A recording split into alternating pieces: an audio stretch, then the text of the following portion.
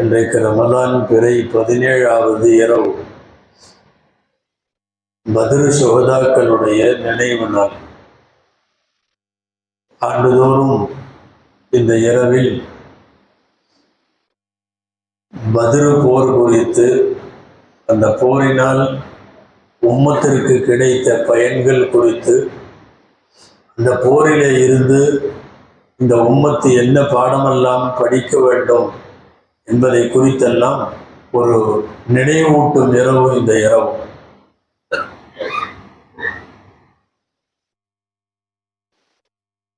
இஸ்லாமிய வரலாற்றில் பத்ர் மட்டுமல்ல, எல்லா யுத்த களங்களுமே தற்பாதுகாப்பு அடிப்படையிலே செய்யப்பட்டவை. வம்பாக ஒரு இடத்துல போய் போர் செய்து அந்த நிலத்தை ஆக்கிரமிப்பதோ, அங்கே ஆட்சியை நிறுவுவதோ, ஒரு சர்வாதிகார பாணியில் நடந்து கொள்ளுவதோ இஸ்லாமிய போர்களின் அடிப்படை அதுவல்ல. பொதுவாக அரசர்கள் எல்லாம் போர் செய்தால் நாடு பிடிப்பதற்காக போர் செய்வார்கள்.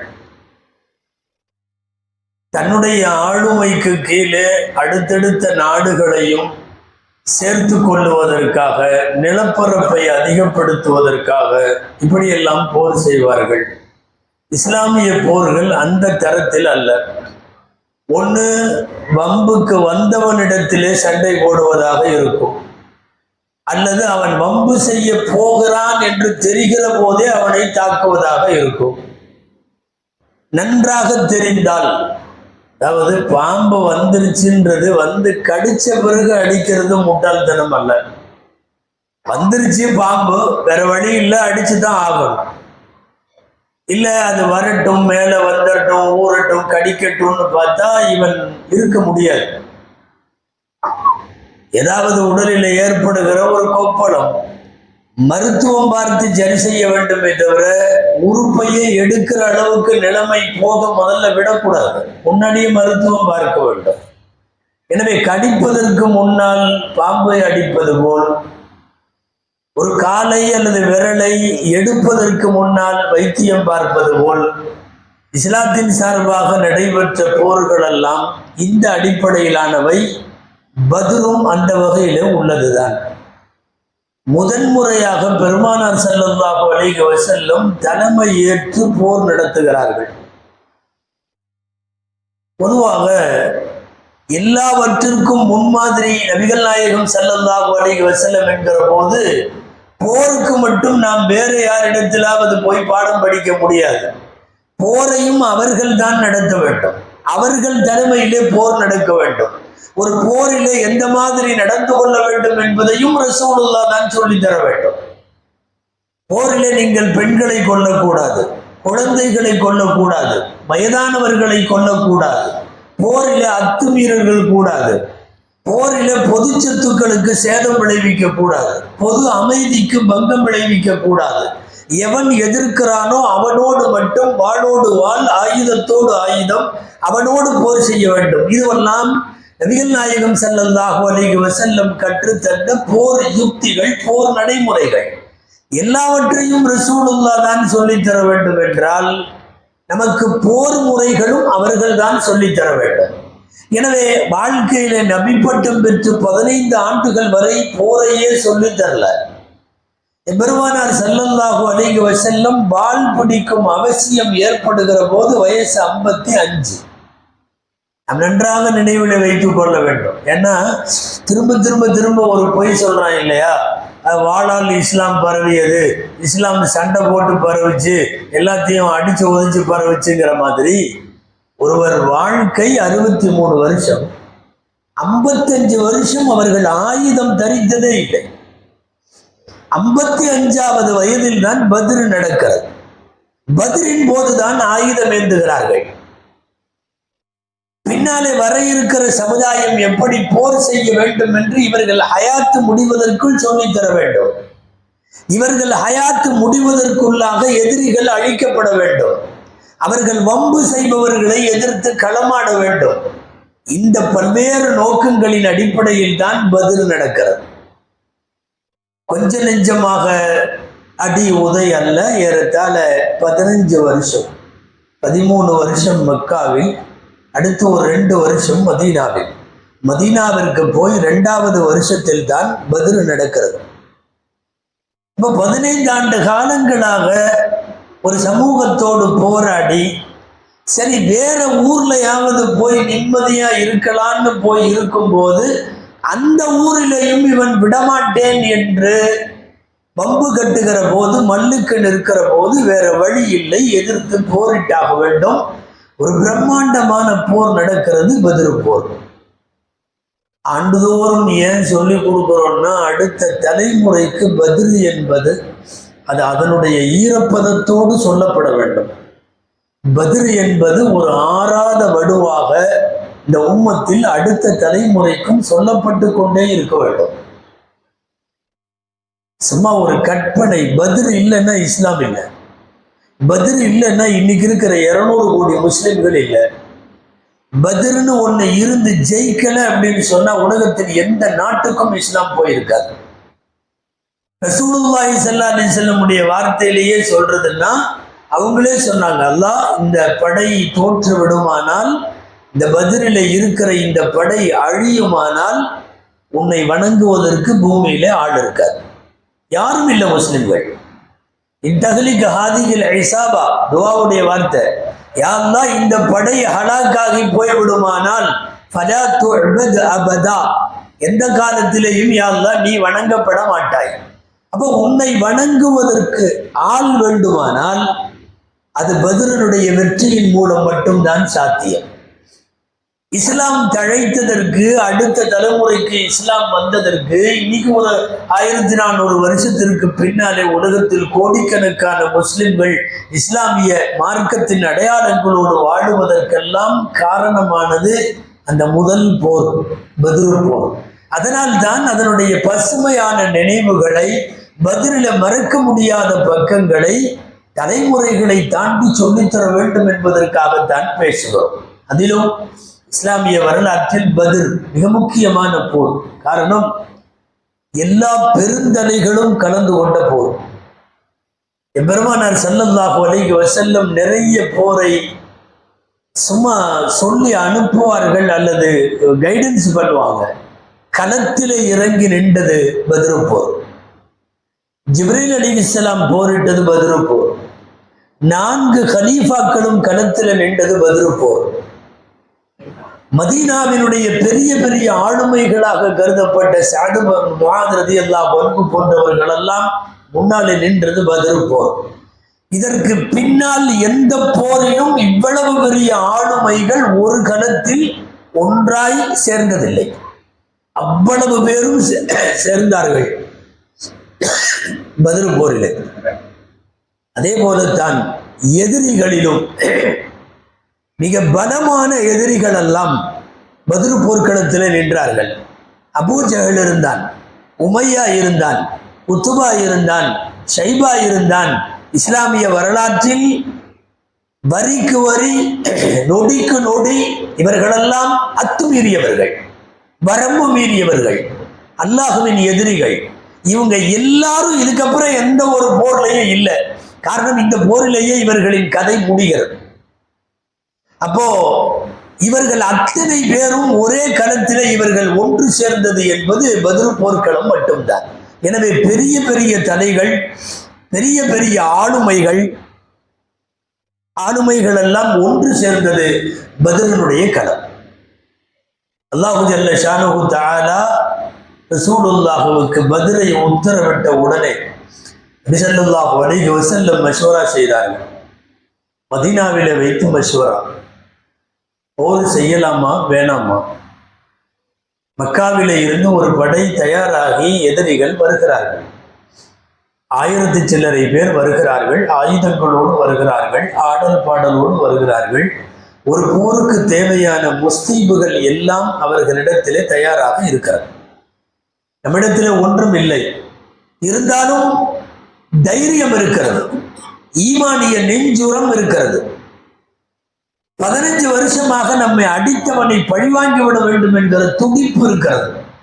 இந்த உம்மத்தில் அன்றைக்கு இருந்த பிஞ்சிலிருந்து பெருசு வரை எல்லாருக்கும் இந்த வேகம் இருக்கிறது. போலாமா வேண்டாமா? மதீனாவாசிகளோடு குறிப்பாக ஆலோசனை நடத்த வேண்டும். ஏன்னா ஒரு ஊருக்கு அண்டி வாழ போயிருக்கோம். அந்த ஊர்ல உள்ளவங்க இடம் வீடு எல்லாம் கொடுத்துருக்காங்க. அந்த ஊர்ல உள்ளவங்க போருக்கு வாங்க அப்படின்னா கிட்டத்தட்ட நீங்க இறக்கிறதுக்கு சாகிறதுக்கு வாங்கன்னு கூப்பிடுற மாதிரி தானே. அவர்களிடத்தில் ஆலோசனை செய்ய வேண்டும் என்று ஆலோசனை செய்தார்கள்.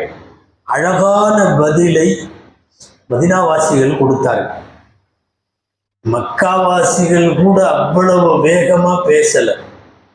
அபூபக்கர் ரலியல்லாஹு அன்ஹு எழுந்து மஷூரா செய்கிற போது சொன்னார்கள். அழகான வார்த்தைகளை சொல்லி போருக்கு போலான்னு சொல்லிட்டு உட்காந்துட்டாங்க. இரண்டாவதாக எழுந்தவர்கள் ஹஜ்ரத் கத்தாதா ரலியல்லாஹு அன்ஹு, அவங்களும் எந்திரிச்சு போருக்கு போகலாம், நீங்க அணிவகுக்க சொன்னீங்கன்னா நாங்க அணிவகுத்துறோம் அப்படின்னு சொல்லிட்டு அவங்க உட்காந்துட்டாங்க. ஹஜ்ரத் உமர் ரலியல்லாஹு அன்ஹு எழுந்து அல்லாஹ்வுடைய பாதையிலே அணிவகுக்க நாங்கள் தயார் சொல்லிட்டு உட்காந்துட்டாங்க. எல்லாத்தோட வாக்கியமும் ஒரு வரிதான். ஆனா மதீனாவாசிகள்கிட்ட இருந்துதான் ரசூலுல்லாஹ் எதிர்பார்த்தது. அதுல ஒரு சின்ன வயசு சஹாபி சஅத் இப்னு முஆத் ரலியல்லாஹு தஆலா அன்ஹு, அவங்க இருக்கிற வயசுலேயே அவங்க கம்மி, 20 வயசுக்கு கீழே உள்ளவங்க. அவங்க எந்திரிச்சு சொன்னாங்க, நான் ஒட்டுமொத்த மதீனாவாசிகள் சார்பா பேசுறேன் அப்படின்னு சொல்லிட்டு ரசூலுல்லாஹ்ட்ட சொன்னாங்க, நீங்க இவ்வளவு நேரம் அமைதியா உட்கார்ந்துருக்கிறது எங்க மேல சந்தேகப்பட்டு தானே உட்கார்ந்துருக்கீங்க. மதீனாவாசிகள் எங்க வரமாட்டாங்களோ என்னமோ அப்படிங்கிற மாதிரி நினைச்சிட்டு தானே உட்கார்ந்துருக்கீங்க. அப்படியெல்லாம் இல்லை, நாங்க முழுமையாக சம்மதம் தெரிவிக்கிறோம். ஒட்டுமொத்த மதீனாவாசிகளின் சார்பாக நான் பேசுகிறேன் அப்படின்னு சொல்லிட்டு புகாரி ஷரீஃப் உள்ளிட்ட ஹதீஸ்ல எல்லாம் அவர் பத்ருடைய மஷ்வராவின் போது அவர் என்ன பேசினாரோ அது பூரா வருகிறது. அருமையான வாக்கியங்களை ரசூலுல்லாஹ்விடத்துல பேசினார். யா அய்யுஹர் ரசூல், நபி ஸல்லல்லாஹு அலைஹி வஸல்லம் அவர்களே, கத் ஆமன்னா பிக, நாங்கள் உங்களை கொண்டு ஈமான் கொண்டோம். வஸத்தக்னாக, நீங்கள் சொன்னதெல்லாம் உண்மை என்று நாங்கள் உண்மைப்படுத்தினோம். வஷஹித்னாக அன்னமா ஜீத பிஹி ஹுவல் ஹக், நீங்கள் கொண்டு வந்தது மட்டும்தான் உண்மை என்று உங்களுக்கு நாங்கள் சாட்சி சொன்னோம். வஅதைனாக அலா தாலிக உஹூதனா வ மவாசீகனா, இதற்காக எங்களின் பிரமாணங்களை எங்களினுடைய உறுதிமானங்களை உங்கள் கையில வைத்து நாங்கள் ஒப்பந்தம் செய்து கொடுத்திருக்கிறோம். வல்லாஹி லஸுபுருன் இன்தல் லிகா வஸுபுருன் இன்தல் ஹர்பி வஸுதுகுன் இன்தல் லிகா, போர் என்று வந்துவிட்டால் நாங்கள் உண்மையாக இருப்போம். போரிலே புறமுதுகு காட்டாமல் முன்னாலே நின்று போர் செய்கிற போரின் பொறுமை எங்களுக்கு இருக்கிறது. வல்லாஹி, அல்லாஹுவின் மீது ஆணையாக, இதெல்லாம் அவர் பேசின வாசகம். லவிஸ்தகரக்த பினா ஹாதல் பஹர், இதோ இங்கே இருக்கிற ஒரு கடலை காட்டி மதீனாவாசிகளே நீங்கள் எல்லாம் மூழ்கி விடுங்கள் என்று நீங்கள் சொன்னால், கடலை கை காட்டி நீங்கள் அத்தனை பேரும் மூழ்கிவிட வேண்டும் என்று சொன்னால், லஹுதுத்தும் மா தகல்லஃப மின்னா ரஜுலுன் வாஹித், நாங்கள் எல்லாரும் மூழ்கி விடுவோம், எங்களில் ஒரு மதீனாவாசி கூட இந்த விஷயத்தில் பின்தங்க மாட்டார், பின்வாங்க மாட்டார், அத்தனை பேரும் நாங்கள் இறந்து போக தயார். லவிஸ்தக்ரக்த பினா ஹாதல் பஹர், இந்த கடலை நீங்கள் கை காட்டினால். அப்போ முழுக்க முழுக்க மதீனாவாசிகளின் சார்பாக இருப்பவர்களின் இரத்தமெல்லாம் சூடாகிற அளவுக்கு போருக்கு போயே ஆக வேண்டும் என்கிற உத்வேகம் அந்த சபையில ஏற்படுகிற அளவுக்கு பேசியது சஅத் இப்னு முஆத் ரலியல்லாஹு அன்ஹு. நபி ஸல்லல்லாஹு அலைஹி வஸல்லம் அவர் பேசினதுக்கு அப்புறம் மஷூராவை முடிச்சிட்டாங்க, போலாம் அப்படின்னு சொல்லி கிளம்பிட்டாங்க. பத்ர் என்கிற கிணறு இருக்கக்கூடிய இடம் மதீனாவிலிருந்து வெளியே, அந்த இடத்திற்கு முஸ்லிம்களும் வருகிறார்கள், காஃபிர்களும் வருகிறார்கள். அல்லாஹு ஜல்ல ஷானுஹு தஆலா குர்ஆனின் பல்வேறு இடங்களில் இந்த போரை சொல்லுகிறான். அல்லாஹுடைய வாசகத்தில் சொன்னால் பைனல் ஹக் வல் பாத்தில், ஹக்குக்கும் பாத்திலுக்கும் இடையிலே நடைபெறுகிற போர், சத்தியத்திற்கும் அசத்தியத்திற்கும் இடையில் நடைபெறுகிற போர். பைனல் ஈமானி வல் குஃபர், ஈமானுக்கும் குஃபுருக்கும் இடையிலே நடைபெறுகிற போர். யௌமல் ஃபுர்கான், பிரித்தறியும் நாள் என்று பத்ருடைய நாளுக்கு குர்ஆன் பேர் சொல்லுகிறது. சஅத் பின் முஆத் ரலியல்லாஹு நபி ஸல்லல்லாஹு அலைஹி வஸல்லம் அவர் பேசினதுக்கு அப்புறம் மஷூராவை முடிச்சிட்டாங்க. போலாம் அப்படின்னு சொல்லி கிளம்பிட்டாங்க. பத்ர் என்கிற கிணறு இருக்கக்கூடிய இடம் மதீனாவிலிருந்து வெளியே. அந்த இடத்திற்கு முஸ்லிம்களும் வருகிறார்கள், காஃபிர்களும் வருகிறார்கள்.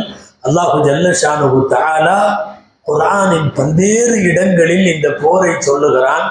அல்லாஹுடைய வாசகத்தில் சொன்னால் பைனல் ஹக்கி வல் பாத்தில், ஹக்குக்கும் பாத்திலுக்கும் இடையிலே நடைபெறுகிற போர், சத்தியத்திற்கும் அசத்தியத்திற்கும் இடையில் நடைபெறுகிற போர்.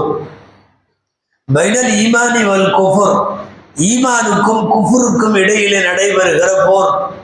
யௌமல் ஃபுர்கான், பிரித்தறியும் நாள் என்று பத்ருடைய நாளுக்கு குர்ஆன் பேர் சொல்லுகிறது. யௌமல் தகல் ஜம்ஆன், இரண்டு படைகளும் பொருதி கொண்ட நாள் என்று குர்ஆனில் சொல்லுகிறார். பல இடங்களில் வருகிறது.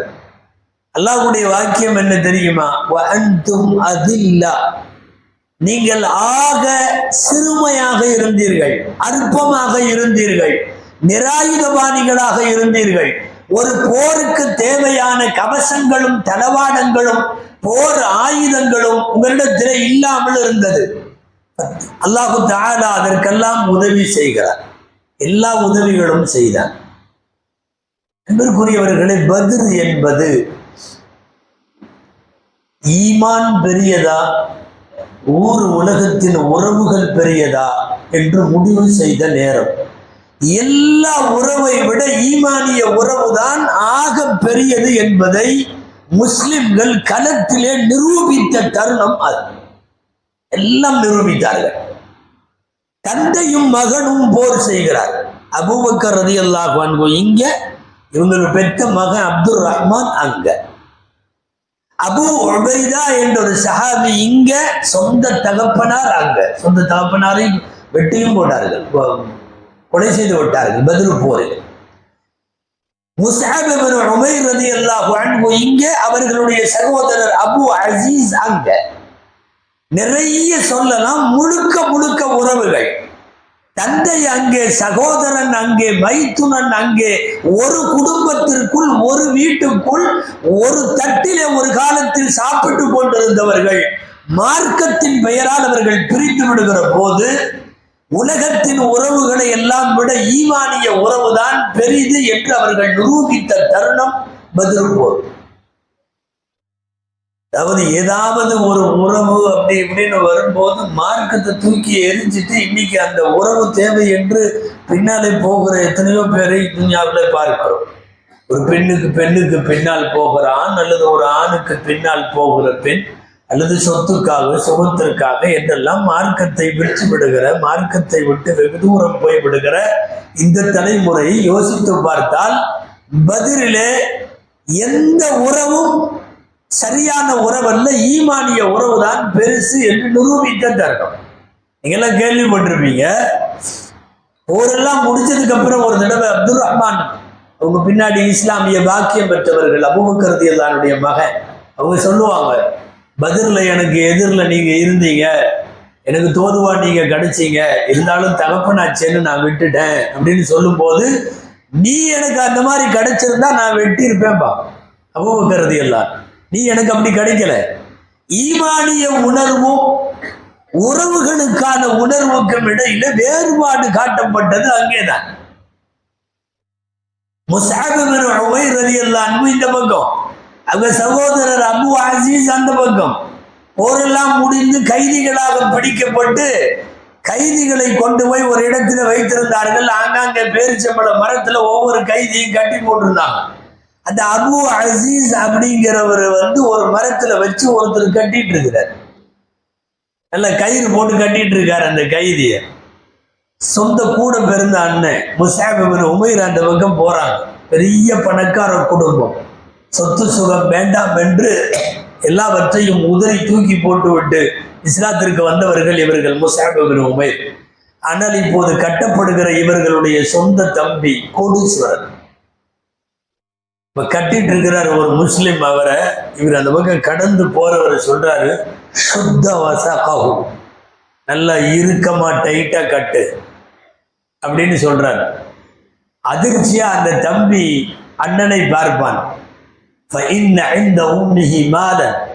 நல்லா கட்டு, காசு கொடுத்து விடுதலை ஆகிட்டு போட்டோம், அவங்க அம்மாட்ட நிறைய காசு இருக்கு அப்படின்னு சொல்லுவார். சொந்த சகோதரனா இப்படி பேசுறது அப்படின்னு அந்த தம்பி கேட்பான். முஸஅப் இப்னு உமைர் சொல்லுவார், உன்னை கட்டிட்டு இருக்கிற ஈமான் கொண்ட மூமின் என் சகோதரன், நீ அல்ல. என்னை ஈமான் கொண்டதற்காக வீட்டை விட்டு நீங்கள் எல்லாம் துரத்தினீர்களே, நீங்கள் சகோதரர் அல்ல. உலகத்தில் இருக்கிற உறவை எல்லாம் விட ஈமானுடைய உறவுதான் மேல் என்பது நிரூபிக்கப்பட்ட தருணம் பத்ர் போர். அதாவது அல்லாஹுவின் உதவி மட்டும் இல்லை என்றால் பத்ர் வெற்றி எல்லாம் சாத்தியமே இல்லை, ஜெயிக்கவே முடியாது. வாள் இல்லை, ஆயுதம் இல்லை, ஒன்றும் இல்லை. ஒரு ஒட்டகத்துல 3 பேர் டபுள்ஸ்ல ட்ரிபிள்ஸ்ல போறாங்க, எல்லாம் ஒண்ணுமே இல்லை. உடைந்து போன வாட்களும் நொண்டியாகி போன குதிரையும் ஒட்டகத்தையும் வைத்துக் கொண்டு என்ன போர் செய்ய முடியும்? அனைத்து உதவியும் மறைமுக உதவி அல்லது வானத்திலிருந்து வந்த உதவி. வானத்தில இருந்து மலக்குகள் வந்தார்கள், வானத்தில இருந்து மழை வந்தது, வானத்தில இருக்கிற ரப்பிடம் இருந்து தூக்கம் வந்தது, வானத்தில் இருக்கிற ரப்பிடம் இருந்து எதிரிகளின் உள்ளத்திலே பயம் வந்தது. இது எல்லாமே நாம செய்யற வேலை இல்லை. நம்மளை பார்த்து எதிரி பயப்படணும், இது நாமளா உருவாக்க முடியாது. ரப்ப அந்த பயத்தை போட்டார். எட்டி பார்த்தா கண்ணு கட்டின தூரம் வரை நிக்கிற மாதிரி காட்டணும், கொஞ்சம் தான் நிக்கிறாங்க. அவன் பார்க்கும்போது ரொம்ப கடைசி வரையும் நிக்கிற மாதிரி காட்டணும். 10வது ஜுஸுவனுடைய ஃபர்ஸ்ட் பேஜ் எடுத்து பார்த்தா தெரியும். இதில் தகைத்தும் ஃபீ அயுனிக்கும் கலீலன் வ யுகல்லிலுக்கும். பார்க்கறதுக்கு அப்படி பார்வையில பிரம்மாண்டமான ஒரு பயத்தை எதிரிகளுக்கு காட்டினான். இது நாம பண்ண முடியாது, அல்லாஹ் தான் பண்ண. போர்க்கள நாளில் நாம் முன்பும் பல முறை சொல்லி இருக்கிறோம், விடிந்தால் போர் என்கிற போது தூக்கம் வந்தது. விடிஞ்சா போர் இருக்கிறப்ப யாருக்காவது தூக்கம் வருமா? காலையில உனக்கு என்ன வேணாலும் நடக்கலான்னு நைட்டு நம்மளை கூப்பிட்டு சொல்லிட்டாங்கன்னா விடிய தூங்குவோமா? வீட்டுக்கு வெளியே ஒரே ஒரு போலீஸ் நைட்டாவே தூக்கம் வராது. எதுக்கு நிக்கிறாங்க, என்ன நிக்கிறாங்க? காலையில வாழ்வா சாவா யுத்தக்களம், நிம்மதியா தூங்குனாங்க. இது நாம் கொடுக்க முடியாது, நாம் எடுக்க முடியாது. ரப்பு தந்த தூக்கம். ஒரு மழை அன்றைக்கு தேவைப்பட்டது, அதிகாலையில் மழை பெய்தது, ரப்பு கொடுத்தது. மலக்குகள் வருகை தந்தார்கள், ஜிப்ரீல் வருகை தந்தார். முக்கியமான மலக்குகள் எல்லாம் அணிவகுத்து போர் செய்தது பத்ர் போர். குர்ஆன் 3 இடத்தில் மலக்குகள் பத்ரிலே வந்ததை பேசுகிறது. 1000 மலக்குகள், பிறகு 3000 மலக்குகள், பிறகு அது 5000ஆக மாறி 5000 மலக்குகள் களத்தில் இருந்த வரலாற்றின் ஒரே போர் பத்ர் போர் மட்டும். போர் செய்தார்கள். நபி ஸல்லல்லாஹு அலைஹி வஸல்லம் அபூ பக்கர் ரலியல்லாஹு அன்ஹு இடத்திலே சொன்னார்கள், ஹாதா ஜிப்ரீலு ஆகிதும் பிரஸி ஃபர்ஸி. அவருடைய குதிரையை பிடித்துக் கொண்டு இதோ ஜிப்ரீல் வந்திருக்கிறார். அலைஹி அதாத்துல் ஹர்ப், போர் ஆயுதம் தரித்து வந்திருக்கிறார். நார்மலா வரல, போர் ஆயுதங்களோடு வந்திருக்கிறார். இந்த காரணங்களால் தான் பத்ர் முக்கியத்துவம் பெறுகிறது. எத்தனை சஹாபிகள் சொன்னாங்க, நாங்க கையை ஓங்குவோம் தலை உளுந்துருவோம், மலக்குகள் வெட்டிடுவாங்க. மலக்குகள் வந்தது மட்டும்தான் அவன் தோத்ததுக்கு காரணம், நாம ஜெயிச்சதுக்கு காரணம். ரொம்ப முக்கியமான ஒரு விஐபி போருக்கு வரல. உங்களுக்கு தெரியும், அபூ லஹப் ரசூலுல்லாஹ்வுடைய சச்சா போருக்கு வரல, ஊர்லயே இருந்துட்டார். ஏதோ காரணம் உடம்பு சரியில்லைன்னு சொல்லி. ஆனாலும் அங்க இருந்துட்டு அவருடைய எதிர்பார்ப்பு, எப்படியாவது முஸ்லிம்கள் அழிக்கப்பட வேண்டும். போர் முடிஞ்சு எல்லாம் வந்தாங்க.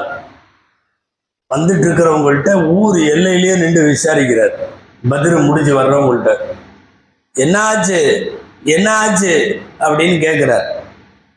முன்னாடி வந்தது அபூ சுஃபியான். அபூ சுஃபியான்கிட்ட தான் கேட்டாங்க, என்ன ஆச்சுன்னு கேட்டார். அபூ சுஃபியான் சொன்னாரு, என்னத்தை சொல்றது, நம்மாளுங்க 70 பேர் யார் யாரோ வந்திருக்கிறாங்க, வெள்ளை உடையில இருக்கிறார்கள், முன்ன பின்ன நம்ம அவங்கள பார்த்ததில்லை. ஒரு மக்காவுக்குள்ள கண்டிப்பா பார்த்துருக்கணுமல்ல, யாரா இருந்தாலும் இதுவரையும் பார்த்ததில்லை. சில பேர் வானத்துக்கும் பூமிக்கும் இடையில இருக்கிற மாதிரி நிற்கிறாங்க, அவங்கள எதிர்கொள்ள முடியல, நம்ம ஆளுங்க பூரா அழிஞ்சாங்க. இங்கே அபூ லஹப் நிற்கிறார், அவருக்கு பின்னாடி அப்பாஸ் ரலியல்லாஹுடைய மனைவி உம்முல் ஃபதுல் அப்படின்னு அவங்களுக்கு பேர், ரசூலுல்லாஹ்வுடைய சிறிய தந்தையின் மனைவி. அவங்க யாரும் இஸ்லாத்துல அப்ப சேரல. அதுக்கு பக்கத்துல ஒரு அடிமை நிற்கிறார், அவருக்கு பேர் ராஃபியா. அந்த ராஃபியா இஸ்லாத்துல சேர்ந்துட்டார், மனதளவுல முஸ்லிமா இருக்கார். வெளியில காட்டினா இவனுக்கெல்லாம் அடிப்பானுங்க, அதனால அவர் வெளியே காட்டாம இருக்கார். அவருக்கு பேர் ராஃபியா. இப்ப அபூ சுஃபியான் சொல்லிட்டு இருந்தார்ல, யார் யாரோ வந்தாங்க, வானம் பூமிக்கு இடையில நிக்கிறாங்க, வெள்ளை உடை போட்டிருக்காங்க, அவங்கள கண்ணால பார்த்தோம், அவங்கெல்லாம் தான் நிறைய போர் செஞ்சாங்கன்னு சொல்லும் போது உணர்ச்சியை மீறி சந்தோஷத்துலயோ என்னவோ அந்த அடிமை பேசாம இருந்திருக்கணும், வாயை வச்சுட்டு சத்தம் போட்டார், வல்லாஹி தில்க மலாயிகா, அது மலக்குக, அது மலக்குக அப்படின்னு சத்தம் போட்டாரா இல்லையா? அப்பதான் இவருக்கு தெரியுது இங்க ஒருத்தன் இருக்கானா. இவ்வளவு நேரம் அது தெரியல, இவன் ஈமான மறைச்சு வச்சிருந்தவன் உள்ள நம்ம சொந்த கட்சிக்குள்ளேயே ஒருத்தர் இருக்கானேன்னு சொல்லி திரும்பினவங்க நேரா போய் அபூ லஹப் ராஃபிய அடிச்சு கீழே தள்ளி அவன் மேல ஏறி அபூ லஹப் உட்கார்ந்தப்போ இந்த அம்மா உம்முல் ஃபதுல் பார்த்துட்டெல்லாம் இருக்க மாட்டாங்க, அவங்க வீட்டோட அடிமை. அந்த அடிமை அப்பாஸ் ரலியல்லாஹுடைய அடிமை. அப்பாஸ் ரலியல்லாஹு இல்ல, அங்க அவர் வெளியே போயிருக்கிறார். இந்த நேரம் பார்த்து அடிமையை கை வச்சு அடிக்கிறது தப்பு. உள்ள போனவங்க குடிசையில அந்த பந்தல்ல அந்த உருளை கட்டை இருக்குமல்ல, பந்தல் போட்டிருக்கிற பேரிச்சம்பழத்தினுடைய ஒரு உருளையை உருவி ஒரே அடி அபூ லஹப. ஒரு அடிமைய அவனுடைய மௌலா எஜமானர் வீட்டுல இல்லாதப்ப நீ அடிப்பியா? அவன் இஸ்லாத்துல ஈமான் கொண்டானோ இல்லையோ அதெல்லாம் வேற, நீ அப்புறம் பேசு. ஆள் இல்லாதப்ப, மௌலா இல்லாதப்ப நீ எப்படி அவனை கை வைக்கலான்னு ஒரு அடி. அந்த அடி கடைசி வரையும் ஆறல. அந்த அடி உளுந்த 7வது நாள் அபூ லஹப் வஃபாத்து. சொல்ல போனா அந்த அடியிலேயே வஃபாத்து. அதுக்கப்புறம் அவனால எந்திரிக்க முடியல. சமயங்கள்ல தாய் குளம்னு நினைக்கிறோம், ஒரு போடு போட்டா ரூவே போயிரும் போல இருக்கு. போட்டதுல அபூ லஹபுக்கு மரணம் சம்பவித்தது அதிலே தான். ஆக இதெல்லாம் என்னன்னா வானத்தில இருந்து வந்த உதவி. மலக்குகள் நம்முடைய கையில இல்லை, மழை வருவது நம் கையில இல்லை, நமக்கு உறக்கம் வருவது வந்தது நம்முடைய கையில இல்லை, எதிரிகளின் மனதில நம்மை பார்த்து ஒரு அச்சம் வந்தது, இதெல்லாம் நம்ம கையில இல்லை. எல்லாமே ரப்புல் ஆலமீன் முடிவு செய்தார். யார் யாருக்கெல்லாம் என்னென்ன முடிவு தர வேண்டுமோ அத்தனை முடிவையும் அல்லாஹ் எழுதி வைத்திருந்தார். ரசூல் ஸல்லல்லாஹு அலைஹி வஸல்லம் அவர்கள் மீது சில ஆண்டுகளுக்கு முன்னாலே ஒட்டகத்தினுடைய கழிவுகளை யாரெல்லாம் போட்டாங்களோ, அதுல எவனெல்லாம் சிரிச்சானோ அத்தனை பேரும் லிஸ்ட் அவுட் பண்ணி இறந்து போயிட்டான். குறிப்பா அபூஜஹல் ரொம்ப ஆட்டம் போடுறவங்களை எல்லாம் சின்ன பசங்களை வச்சு எல்லாம் முடிச்சிருவாங்கிற மாதிரி அபூஜஹலை கொலை பண்ணது 2 பேர் சின்ன பசங்க தான். ஒருத்தருக்கு பேர் முஆத், ஒருத்தருக்கு பேர் முஅப்பித். 2 பேரும் திடீர்னு போர்க்களத்துக்குள்ள உள்ளுக்குள்ள அவங்கெல்லாம் லிஸ்ட்ல இல்லை, அவங்கெல்லாம் போருக்கு வர்ற லிஸ்ட்லயும் இல்லை. எங்கேயோ வழி தெரிஞ்சு கேட்டு 2 பேர் நேரா போருக்குள்ள வந்துட்டாங்க. முன்ன பின்ன அபூஜஹலையும் பார்த்தது இல்லை. அவங்க சின்ன பசங்க, ஒரு 10-12 வயசு பையன். நேரா போர் செஞ்சுட்டு இருக்கிற இடத்துல ஓரமா அங்க இருந்தவர் அப்துர் ரஹ்மான் இப்னு அவ்ஃப் ரலியல்லாஹு அவங்கள்ட்ட போய், இங்க அபூஜஹலுங்கிறவன் யாரு அப்படின்னு அவருக்கு ஆச்சரியம். கேட்டு நீ என்ன பண்ண போறேன்னு அவங்களுக்கு அவ்வளவுதான் தெரியும். அவன் செஞ்ச எல்லா இதெல்லாம் தெரியாது, சுருக்கமா இது மட்டும்தான் தெரியும். அவன் ரசூலுல்லாஹ்வை திட்டுறானாமா. அவனை சரி அதுக்கு என்ன பண்ண போறோம், நாங்க அடிக்க போறோம், அவனை கொல்ல போறோம். எப்படிப்பா நீங்க கொல்லுவீங்க, உங்களால முடியுமா?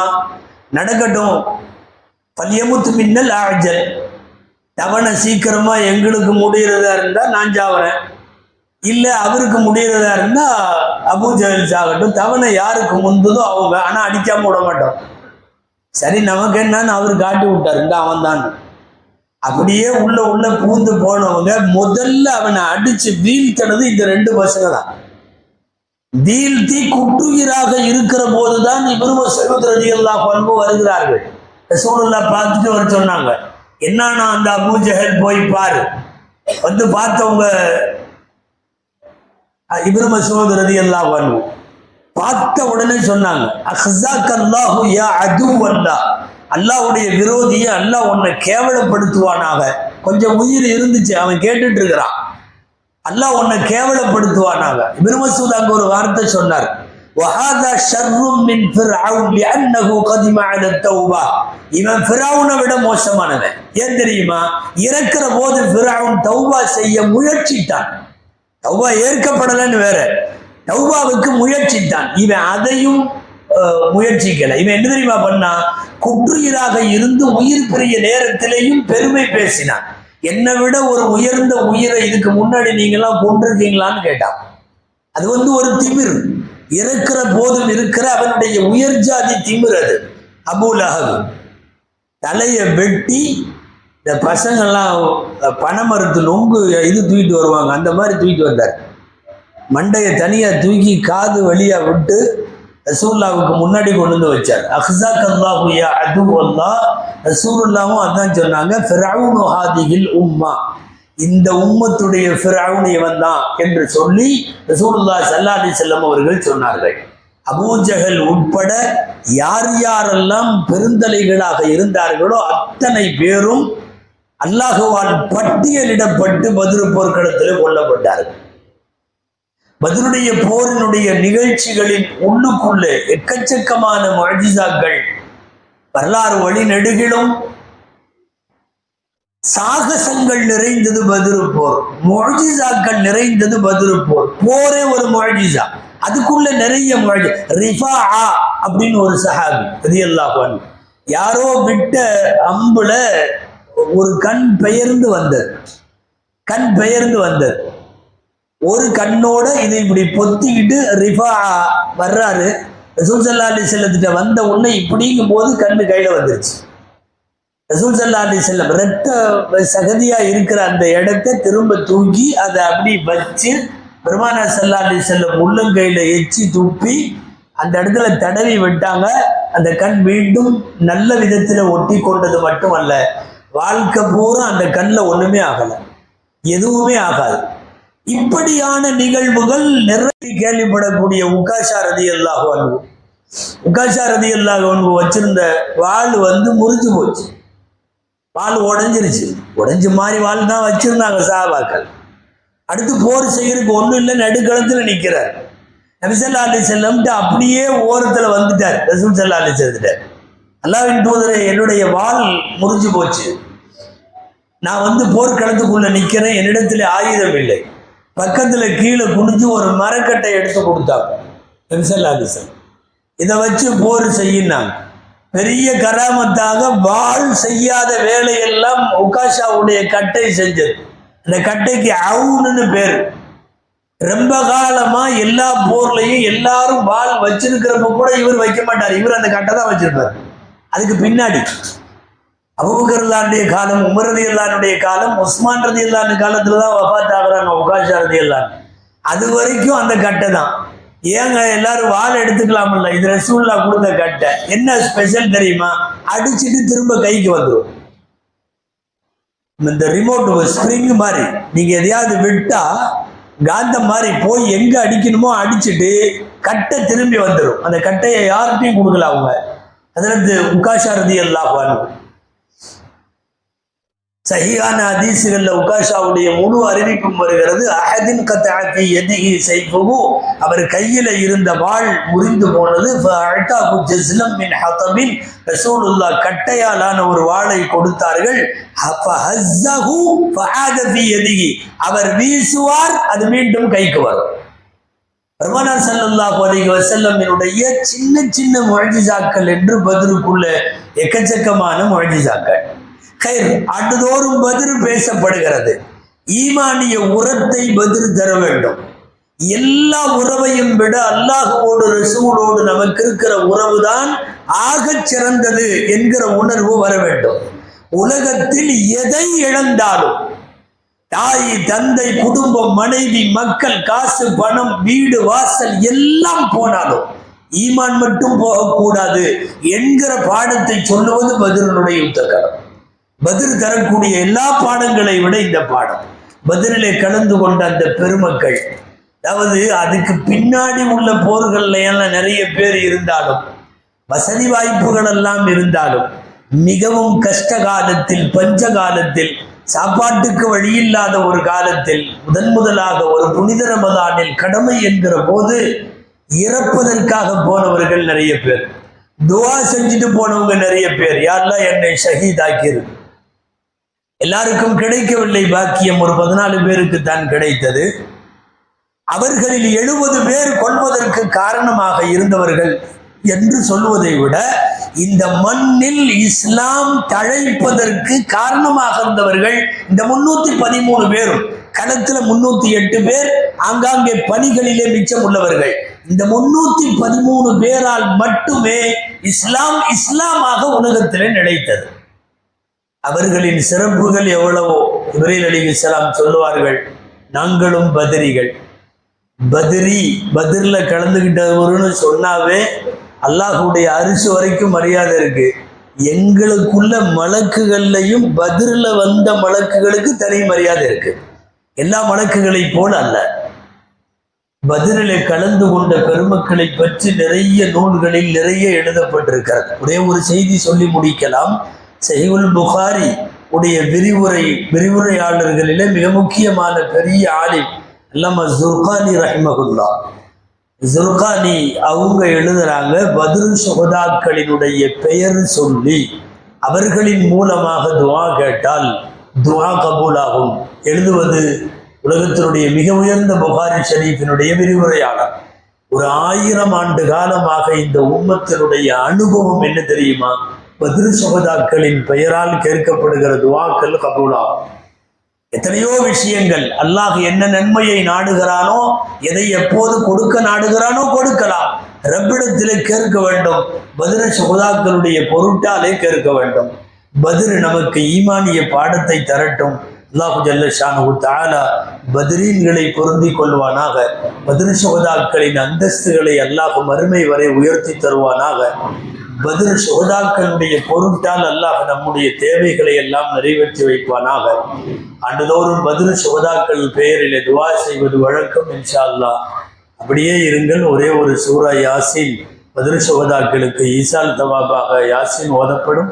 அதற்கு பிறகு பத்ர் சுஹதாக்களுடைய 313 பெயர்களும் சொல்லப்பட்டு துவா செய்யப்படும். அல்லாஹ் நம் துவாவை ஏற்பானாக. ஆமீன்.